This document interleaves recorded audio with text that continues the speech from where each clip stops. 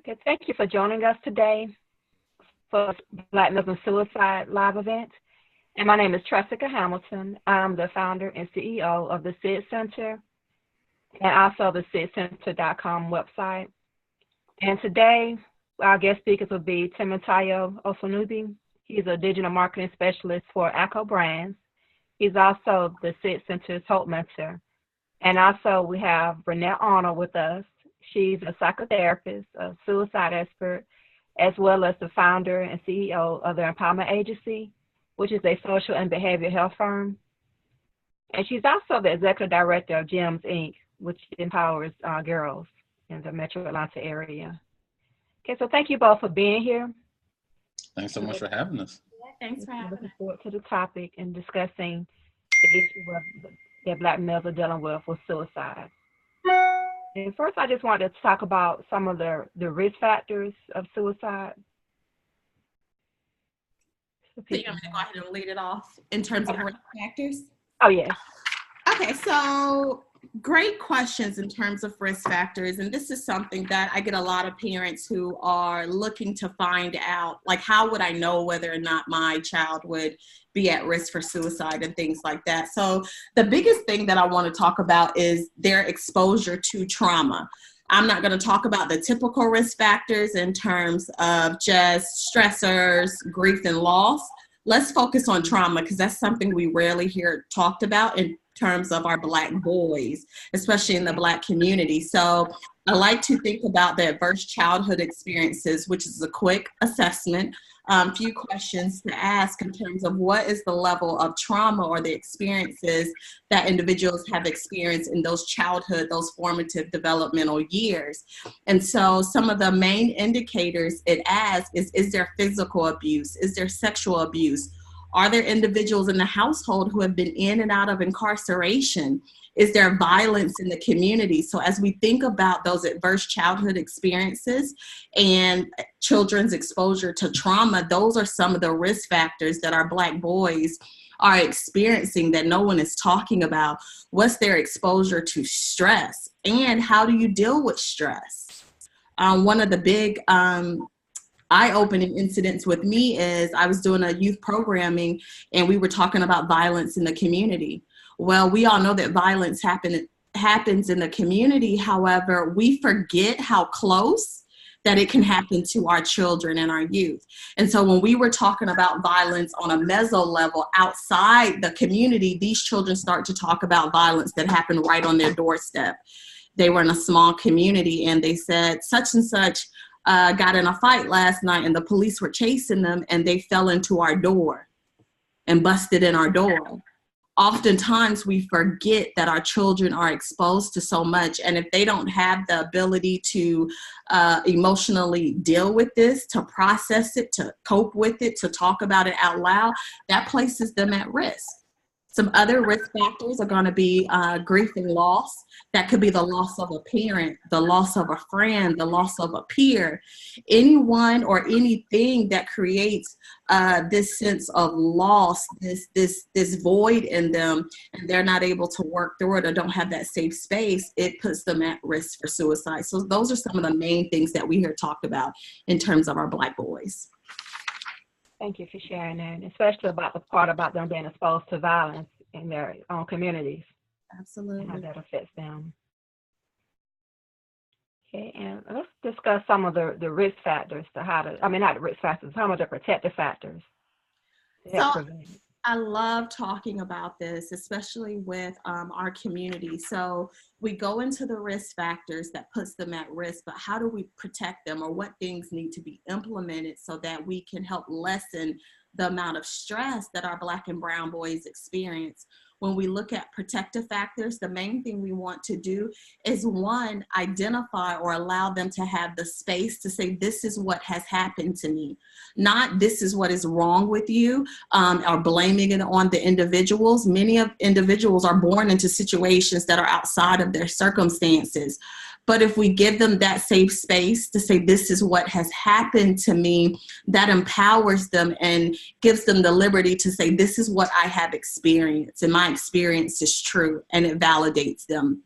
Some other things that we want to talk about is giving them access to appropriate mental health care. And really, I call it mental wellness. In order for us to stay well, whether it's mentally, physically, socially, we have to take care of our mental wellness.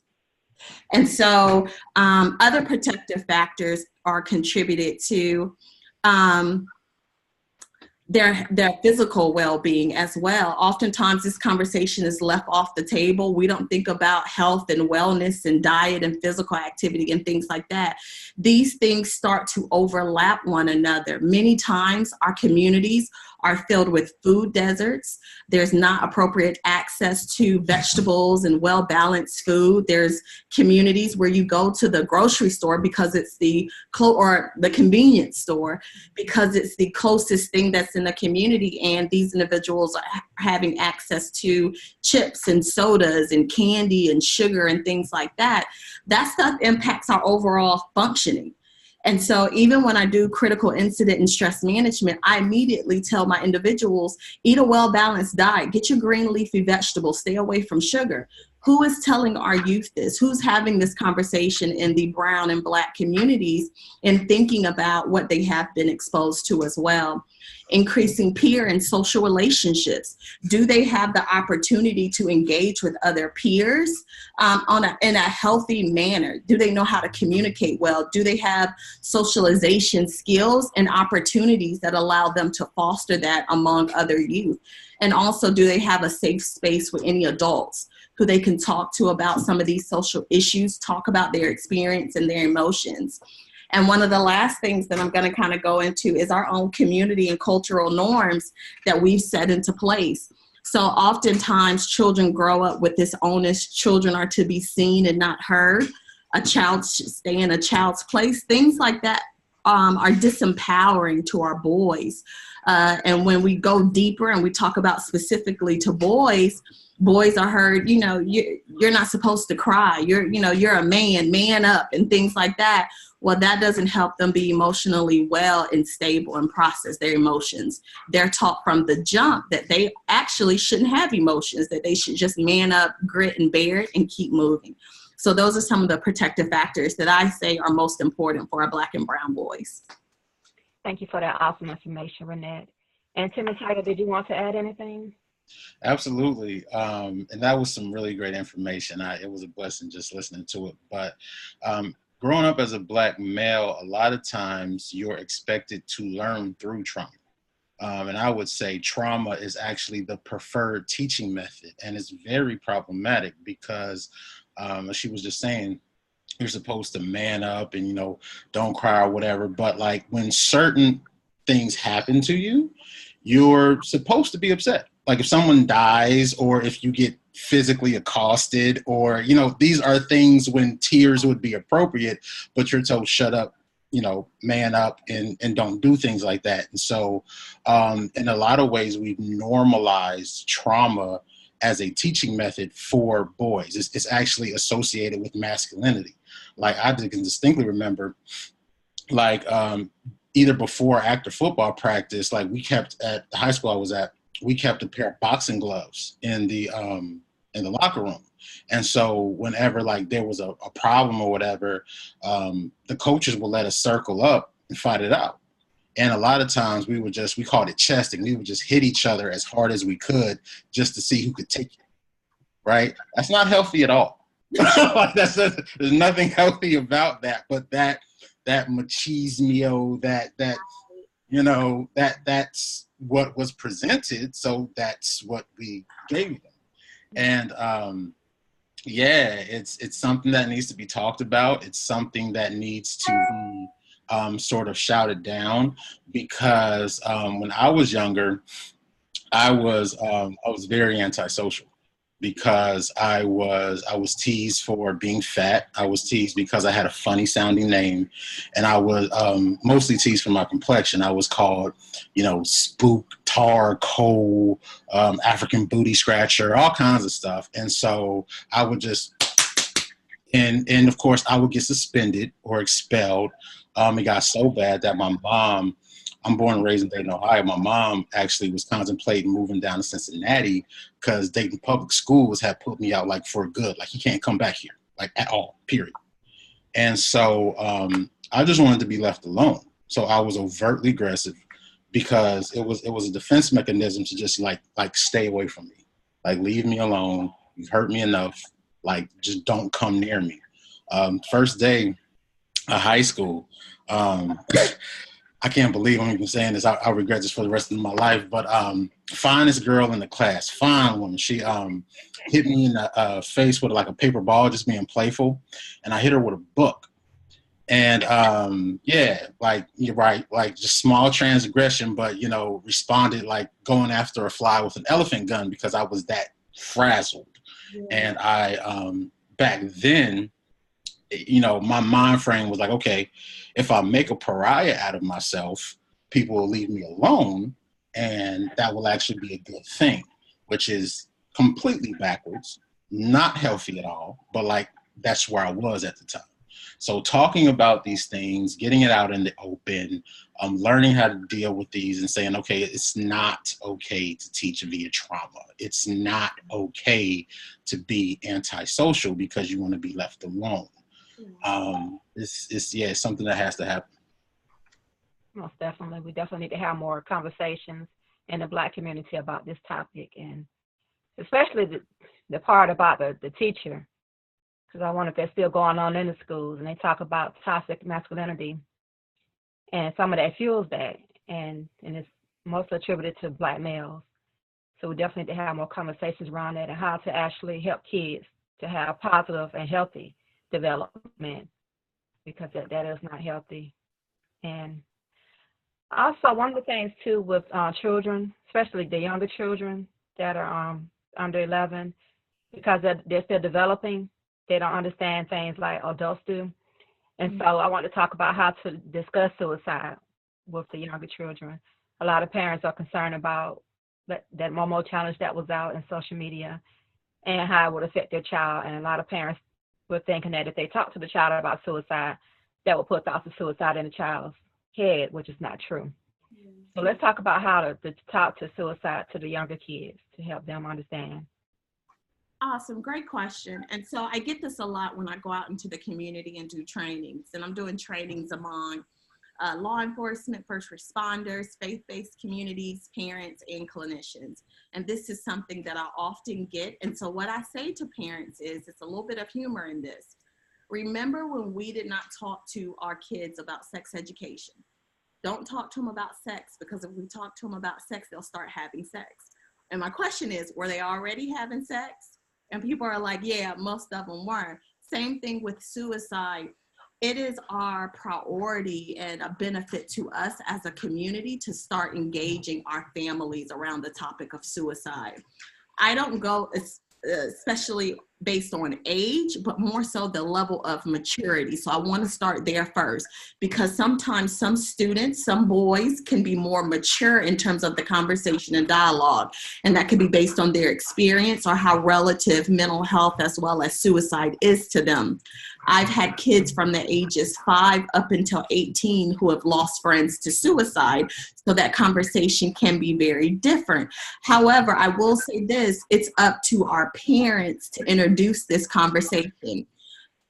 It's harmful to our youth when something such as 13 Stories, the suicide docuseries that was on Netflix, or the Momo Challenge, is the first introduction to suicide to our youth, because they often walk away from things like that not feeling comfortable being able to discuss it. So if we can have an age appropriate or maturity level appropriate conversation talking about suicide, you normalize the conversation, not the behavior.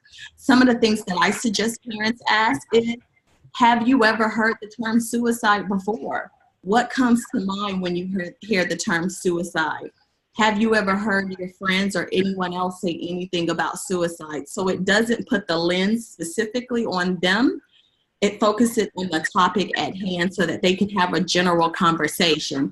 And the main priorities that we want to stick out in that conversation is, have you had thoughts of suicide? If you did, who would you tell? And this is how we would get you help and connected to resources and services.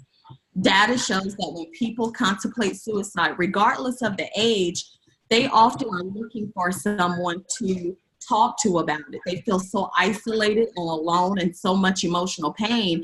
And so when we think about our youth who aren't able to verbalize what exactly is going on, and you add it with the layer of, I'm talking about suicide, how do I tell my parent or my loved one or my sister or my friend that I'm thinking about killing myself or harming myself?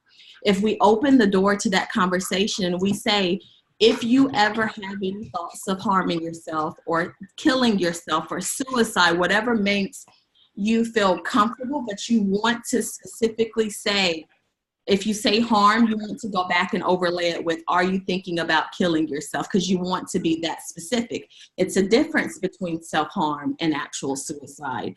You want to make sure that they know that, yes, you can talk to me about it and we can connect you to resources, services, and support. And also making sure they have a trusted adult. One of my biggest advice to parents is, if that child does not name you as that trusted adult, be okay with that and identify a parent or an adult who you are okay with, who they can speak to. Because sometimes children, for whatever reason, don't feel as if their parents are that first source of support who they want to talk to. But as long as they have someone they can engage with and talk to, who's a trusted advisor and support and parental person who's able to offer help and offer that connection. That's my biggest advice to parents, but we gotta have the conversation. If we don't, the community, the world, their peers is gonna have that conversation for us. Absolutely. And this is very deeply personal for me because I actually lost one of my good friends to suicide. When was this? I graduated in 2002, so this had to be 2006 or 7. Ernie committed suicide. I had a suicide attempt in my sophomore year of high school. My cousin just attempted suicide a couple years back. And the thing to really get across to someone who's in crisis or who's in pain is that suicide is a permanent solution to a temporary problem. Right? Like, I know it doesn't feel like it right now, but this too shall pass. Like, I promise you it will. Heartbreaks, you'll get over them. Depression doesn't last always. And if you will just work through this with me, I promise you that there's light at the end of the tunnel, or there's another side to it, whatever cliche you want to use, but it won't always be like this. Wow. And if you go through with this, that's a permanent solution to a temporary problem. And it's especially like for me, I didn't have a lot of positive Black male role models. I didn't have a lot of, and the people who were role models, I didn't necessarily feel comfortable. I felt comfortable with them to an extent, but not like, they were cool, but they weren't cool. Like, if you know what I mean. So it's, like you said, having a safe space, having someone you can talk to is very important because, it was, and again, going back to my antisocial tendencies, it's very isolating. It is not something, that's not a water cooler conversation. Like, hey, what did you do this weekend? Oh, I thought about jumping off a bridge. How about you? Like, that's not something you can just, come out and discuss with someone. So getting across how they're feeling, why do you feel that you need to take it this far? What is it that you feel you will be solving or gaining by taking this course of action? Especially like when they're young and formative, the outlook can be kind of bleak, like I'm from the west side of Dayton. The way Dayton was traditionally segregated, white people are on the east side, Black people are on the west side. And the west side of Dayton has deteriorated dreadfully. They PBS did a Frontline documentary on Dayton, Ohio. It was so bad because they used to call Dayton Little Detroit, because we had a big GM plant here and we had a lot of manufacturing here. So when GM went under, it took a third of the west side of Dayton with it. Like, they're still like going through certain neighborhoods, Five Oaks, Cornell Heights, every other house is boarded up. and you know, it's crackheads squatting in it and all this kind of stuff. So it can be very, very hopeless, and just the outcome is bleak. But you gotta show them like, yo, I was there. I'm literally from the same neighborhood as you, been through it. I know it's not pretty, but I promise you that, you know, there's greatness in you. There's more happiness that you could ever know. And if you can just get through this rough patch, like, you are so fly. And I know you're fly because I'm fly. And you're flyer than me because I made you. So it's you just got to get through this and it'll be fine. So just kind of level setting that and letting them know, like, look, this, I know it seems like it'll be this way always, but it won't. It just won't. Yeah, one of the things that I'll add when I talk to individuals about suicide, regardless the age, I never get into this power struggle about taking suicide off the table, because for them, suicide is the only option. They're in emotional pain, they are suffering, they are isolated, and nothing has seemed to help up until this point. And so think about someone who may feel as if they don't have any other choice.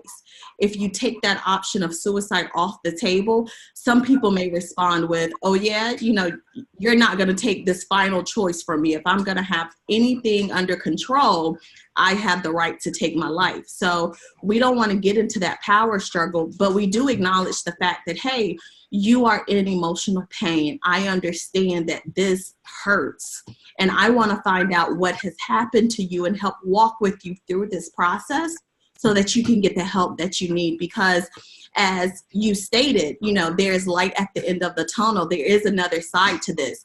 And I also add that for the individuals who have attempted suicide, once they get past that point, for those who survive, they often say that they regret the act of suicide or attempting suicide, or they didn't think that they could see a way out. They didn't know that there were other options. They didn't know that there were people who they could talk to. They just were in this tunnel and this funnel of isolation and emotional pain. So that's why having that conversation is so important, especially connecting individuals to therapists and mentors who look like them, who can offer that support. So again, that they are empowered as our Black and brown boys. It's so important. This looks very different from other races and ethnicities, except the fact that the data and statistics are starting to mimic other races and ethnicities. There was a time where we said in our community, in our Black and brown communities, you know, Black people don't kill themselves. Well, that wasn't true then, and it definitely isn't true now. Matter of fact, I want to give some data from the CDC to talk about how important this is that we have this conversation. Suicide is currently the third leading cause of death among Black boys between the ages of 15 to 24. Third leading cause of death between the ages of Black boys 15 to 24. And then around Black boys ages 5 to 11, it's doubled over the past 20 years. So whenever I look at these data and statistics, I often go back to the Surgeon General, who in 1999 declared that suicide was a public health emergency. Now, one of the limitations of our communities and why it's impacted us, I think, even more gravely, when Dr. David Satcher, who is an African-American male, brilliant man, who said, this is a problem. The suicide rates and statistics are staggering, and it's impacting our communities. And he didn't say just white communities. And I argue that he says he didn't differentiate between the two, because when you look at the data and statistics, you saw an increase even back up to 1994. This came out back in 1999. So as we think about this, the data has to catch up for them to clean it and report out.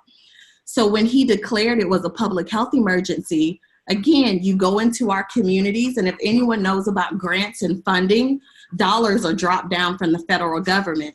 Well, it's up to us in our communities to advocate at our state level to say, hey, we need those dollars. If our Black and brown people are walking around saying, hey, you know what, suicide doesn't happen in my community, who do you think got those dollars?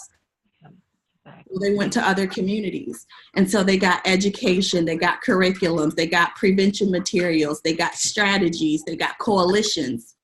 However, we're just now catching up to speed, and we're still very far behind the 12 ball. When I'm talking about suicide, I say the 12 ball because every 12 minutes someone dies by suicide. So we have to get ahead of this. We have to voice how important this is, even among our Black and brown people, that we are dying by suicide, especially our boys are dying by suicide. And we have to sit at the table. One of the reasons that I decided to really start to hone my career and specialize towards the suicide prevention piece is because when I was sitting at these tables, no one looked like me. And we're in Metro Atlanta, and I'm looking around at the panel, and I'm like, okay, no one looks like me, but we're talking to all these Black and brown people. And so I will never forget, I was at Georgia Piedmont College, and it was a room of beautiful Black and brown people, men and women, boys and girls, and they're looking at us. They hear us, but they don't hear us. And you can always tell when someone hears you. And they had this beautiful quilt that had these faces of individuals who had died by suicide. I remember looking over my right shoulder and not seeing a face of color. And so I said to them, I know that most of the people who come and talk to you about suicide don't look like you. I know this beautiful quilt does not look like you. However, it is impacting our communities. And I gave them some of the same data and statistics that I just gave you all. We have to have a reality check on this and get a grip of it and start having the conversation. So again, Tresaca, I appreciate you for having this opportunity to really talk to our communities and specifically talking about our Black and brown boys. Thank you for that, and thank you for the data too, and just the information. Especially with people, a lot of people were surprised to learn that children, Black boys as young as 5 years old, never attempted suicide. And I remember one man asking if they could figure out how to, commit suicide, how come they couldn't ask for help? But the child doesn't have the same thought process as an adult. They're still developing. Yeah. And so we do have children, Black boys as young as 5 years old. And it's so isolating. I think that people don't realize how significant the impact of emotional pain can be. If I logged into this webinar today and I had a black eye, you all would look at me and say, oh, wow, she has a black eye. She looks like she is hurt. That must have hurt. You would express a lot of empathy towards me, compassion. Someone may want to, walk me into the police station to help file a report. But if I show up like this and I'm pretending and masking that I'm okay, you don't know emotionally that I'm broken, that I'm hurting, that I'm suffocating, that I'm suffering in silence. And so that's what a lot of individuals are doing. They're walking around barely making it, feeling as if no one cares. So yeah, it's hard for them to open their mouths and say, hey, I need help, especially when we're talking about the topic of suicide, because remember, Black people don't kill themselves. Or I'm a man, I'm supposed to be tough. How dare I say, you know what, this is hurting me and I want to kill myself. What Black men or boys walk around saying, I'm hurt. We teach them to be strong, to man up. That isn't even in their vocabulary to say I'm hurt. Matter of fact, most men and women, especially in our community, go through counseling to learn how to say, no, I'm not angry, I'm hurt, because that's the root of it. Yeah, so it's important. It certainly is. And just like I was telling some of the boys, warriors have wounds that need healing. Yeah. They're told to man up. They still get hurt, and they have the right to express their feelings and to let people know that they're hurting. Right. And so much of it is disguised as anger when they're really hurting. So thank you for that. And I just want to see if our guests have a couple of questions before we end. If you have any questions, you can unmute yourself. Hello, can you guys hear me? Yeah. Okay, this is Felice, and I have a question just about PTSD and the impact that, individuals who may have experienced some type of war experiences, and then they come back, and then, they may be exhibiting signs of anger, etc., and the way that even impacts the whole family. And so I don't know if you guys have worked with families who, like I said, may be experiencing PTSD and even be, collateral damage, if that's appropriate, in terms of, how does this impact these little boys and men who are in the house with a loved one who is, you know, dealing with PTSD? Yeah, so I'll say from my experience, PTSD is definitely real, especially in our communities, whether it's from war or any other type of trauma that individuals have experienced.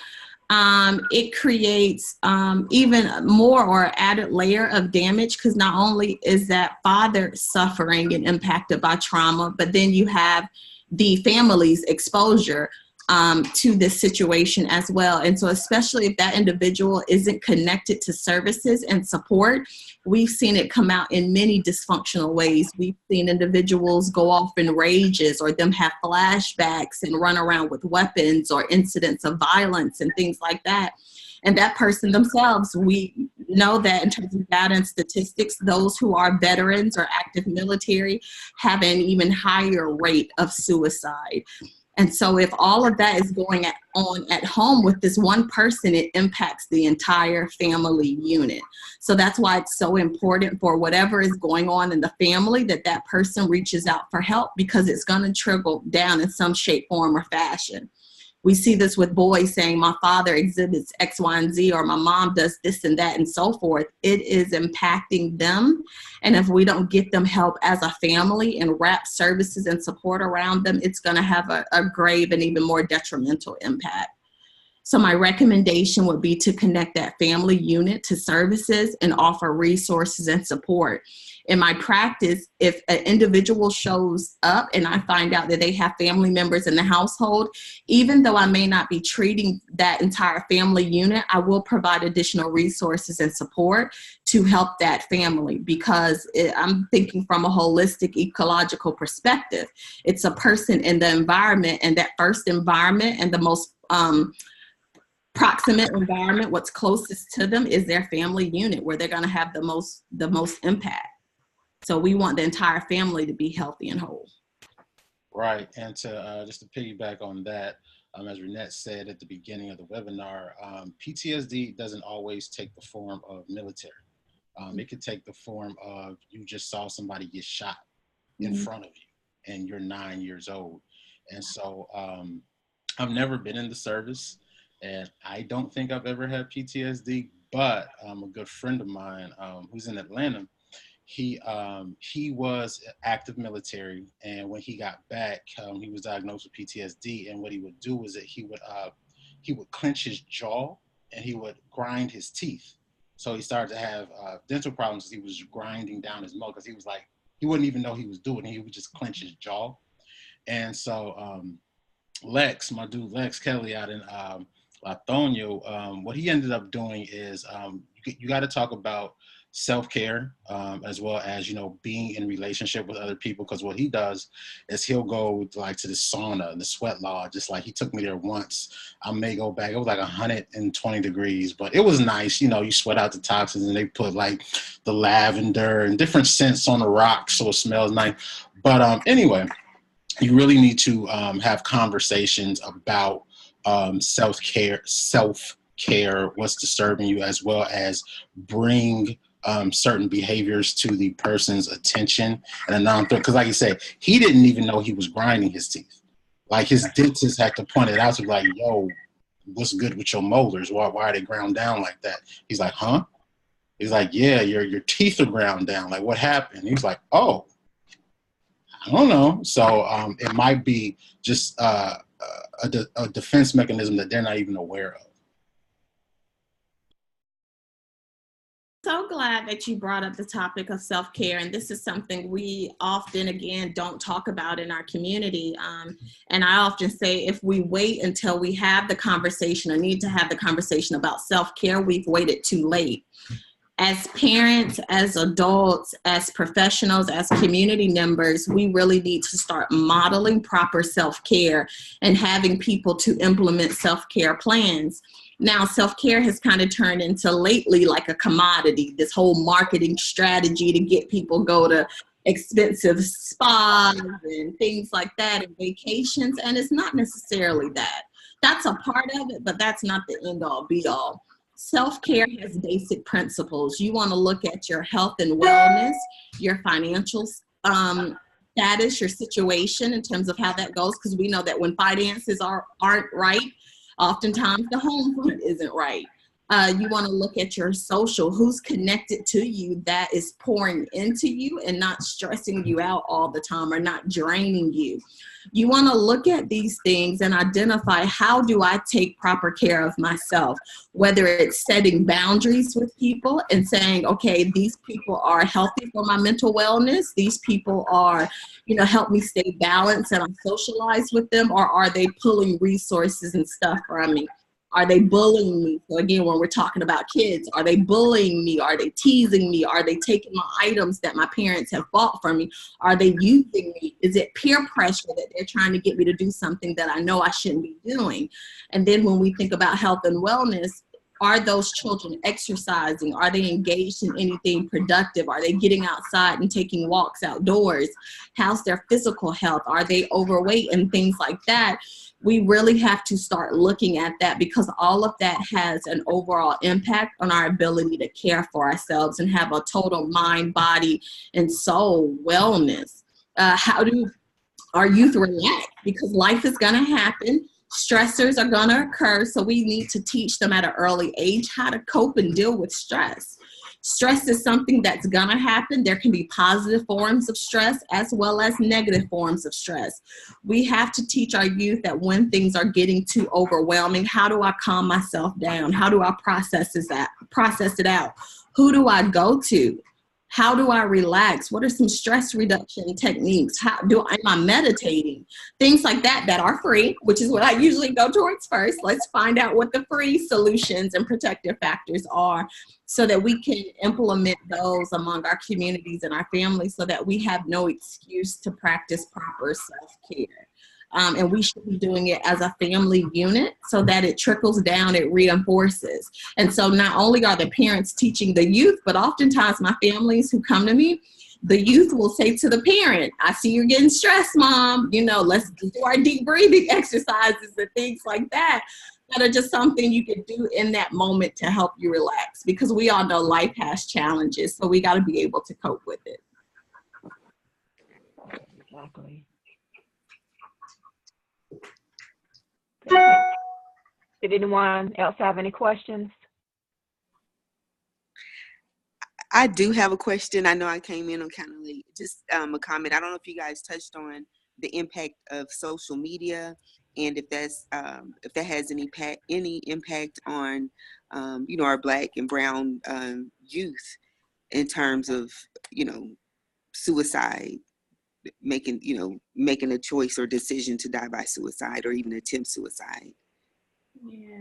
Yeah, we mentioned it in terms of the Momo challenge, but even in terms of things like Facebook and Snapchat, I'm often, when I reflect back on the impact social media has on people in general, I'm so thankful that social media was not available when I was a youth and in school, right?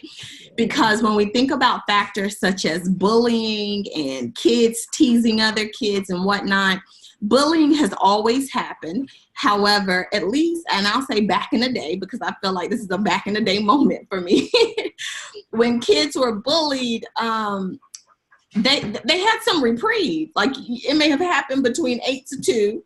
At 2 o'clock, you would go home, get off the bus, or your mom or dad would pick you up. And then you were loved on, you had a break. You could go in your own house or in your room or go get with your friends and just kind of hang out and decompress. Now with social media, these kids have 24/7 access to you, and they are using every method that they have to torture and to torment and to tease these kids. And so when you have that bullying factor, there's no break from it, and it can be very overwhelming and very detrimental to your social and emotional well-being. The other thing that we realize that social media has a great impact on is individuals, and especially youth, competing. They're seeing such and such with the Jordans, with the video games, with the nice cars and things like that. Some of it may be real, a lot of it is not real. However, if there's no one to help balance that out, or for you to realize that all of this stuff that you are seeing on social media, even along celebrity, youth, and young adults, is not real, it can have a grave impact on their anxiety and depression and their self-identity and self-concept.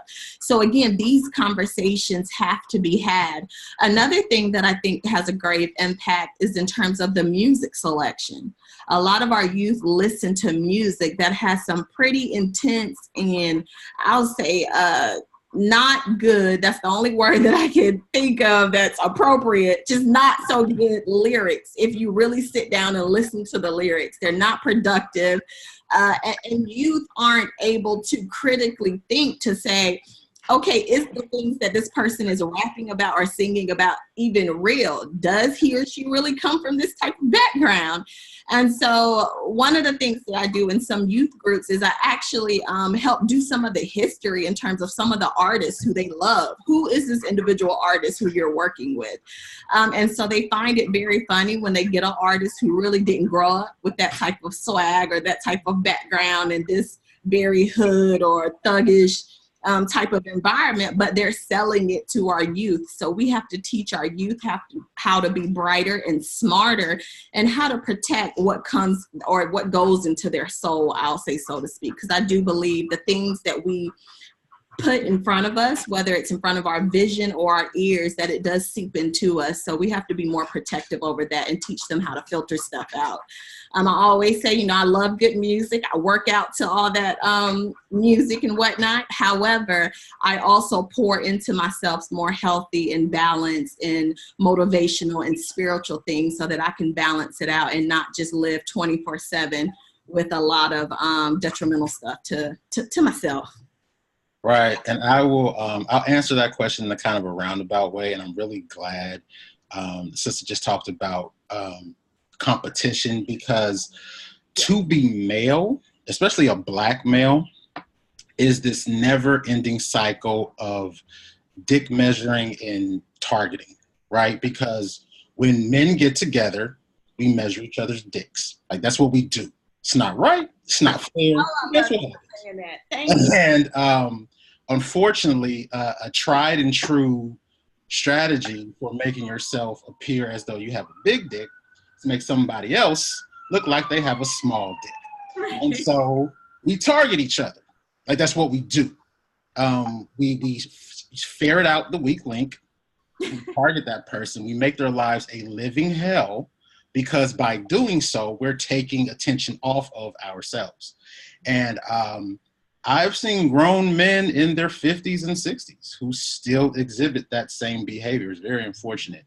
And so what I would say, looping it back to social media, a lot of the times the intensity and the viciousness of the competition comes from wanting to impress someone, either their circle of friends or romantic interests, and just letting them know, like, yo, being unwell ain't sexy. It's just not. like being emotionally stable, being able to talk through your emotions, being able to process things, that's attractive. It is. Not knowing what's going to happen next because you on one, that ain't sexy. So social media is definitely, like you said, it took behaviors that were an issue before and it just magnifies them. And you just have to know that men judge each other and we target each other, and that's just something that we do. And I'm not making excuses. I'm not saying it's right. I'm just making you aware of, like, that's what it is to be male. A lot of being a man is not being a bitch. Like, that's 90% of it right there. Again, very unfair, very unhealthy, toxic masculinity, but it's something that we deal with and it's something that we do to each other. So making sure that they have a really strong, positive role model, as well as a really strong sense of self and knowing what's actually attractive and what's not attractive, because I have done some stupid things trying to impress a girl. Later on, I figured out that, okay, yeah, she thinks you're stupid because that was stupid. So, having those conversations and really talking through it, I think will go a long way in quelling a lot of that. Yeah, I will say, so Temitayo, thank you so much for bringing that realness to the conversation, because again, which is why we needed especially a Black male in this conversation who can shed light on some of just the realness and things that take place among men. And, you know, men know men, while we know some of the social issues in terms of the cultural nuances and context and what that self-concept and identity and what goes on, so eloquently stated. We needed a man to bring that to the table. So we thank you for that. My pleasure. My pleasure. Yeah. And other parents are going to listen to this, so they need to hear that as well. So that's good. Thanks for keeping it real, Temitayo. Okay, and are there any other questions?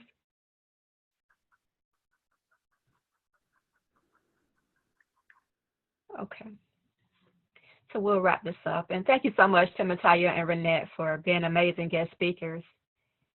And I want to thank everyone for joining us for our discussion on Black males and suicide. And this is part of our Souls of Black Men series. This is part 1. And the Souls of Black Men series will be discussing issues affecting the lives of Black men, or Black males. And I just want to thank you so much for all the awesome information you've provided, and keeping it real and helping people who will be watching this and listening to it to learn more about how suicide is affecting our Black males. Thanks and so again, much for having us. Yeah, I appreciate you both. And did you want to add any last comments, Temitayo or Reinette? You're a rock star, Tresaca. It was Thank a you, Temitayo. pleasure to have a small, teeny part in guiding the greatness that is you. This is absolutely necessary. We need somebody who's willing to gather like-minded individuals and have these conversations. So thank you so much for giving your gifts and letting us be a part of it. Thank you so much. Absolutely, I echo that. And I'm so proud of you, and I love seeing the information coming out, because it is an area that we really need to hone in on and talk about some of the issues related to our Black and brown boys. So I appreciate it, and I thank you. Thank you, my pleasure. And again, we have Temitayo Osinubi. He's a digital marketing specialist for ACCO Brands. He's also the Sid Center's Hope Mentor, and he's my mentor as well. And also we have Reinette Arnold. She's a psychotherapist and a suicide expert. She's the CEO of Empowered, the Empowerment Agency. And your website is empowered- Yeah, it's www.empowered-consultants.com. So look us up, check us out, send us information, and we'll respond back to you. Thank you. And again, I want to thank Temitayo and Reinette for being amazing guest speakers. You gave a lot of great information. So just thank you so much for being here, and thank you to our guests who showed up. And again, this is Tresaca Hamilton. I'm the CEO of the Sid Center and the SidCenter.com, and we're focused on disrupting the school-to-prison pipeline for Black males. Okay, and thank you again, and take care, everyone. Thanks. Thank you. Bye.